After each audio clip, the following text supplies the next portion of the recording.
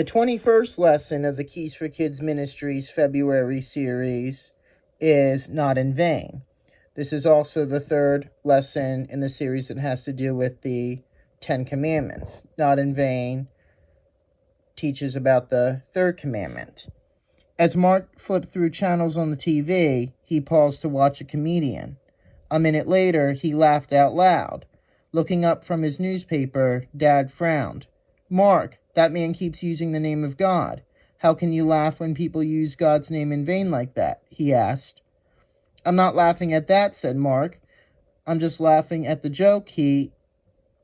Dad shook his head. "You seem to have forgotten that God's name is holy. It should not be used lightly, and it should displease us when others misuse it." "I know, Dad," Mark replied soberly.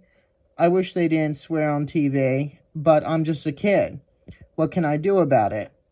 "You can change the channel," said Dad.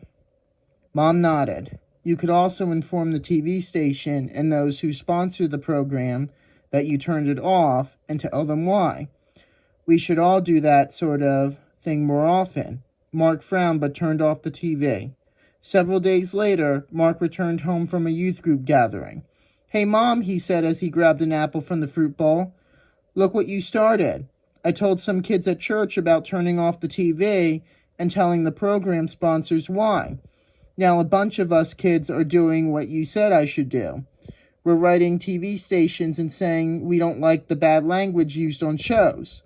We went online and emailed the sponsors to tell them we don't like all the swearing." "Great!" exclaimed Mom. "Can I tell them our family will quit buying the products if they continue to sponsor these kinds of shows?" Mark asked. "You sure can," said Mom, "but give me a list so I know who you wrote to and what I shouldn't buy.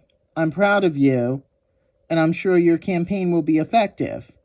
"I hope so," said Mark, "but like our youth pastor said, even if the companies keep advertising during these shows, at least it reminds us that God will not stand for his name being used in vain, and that we shouldn't either." Have you heard people thoughtlessly use God's name so often that it doesn't even bother you anymore?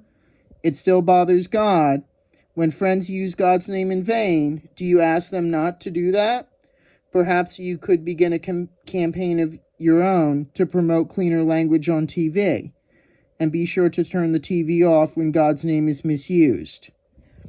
Now, I just want to say that really bothers me too when people use God's name as a swear word. I personally think that even if somebody says, "Oh my, you know what," that's still misusing his name because his name is holy.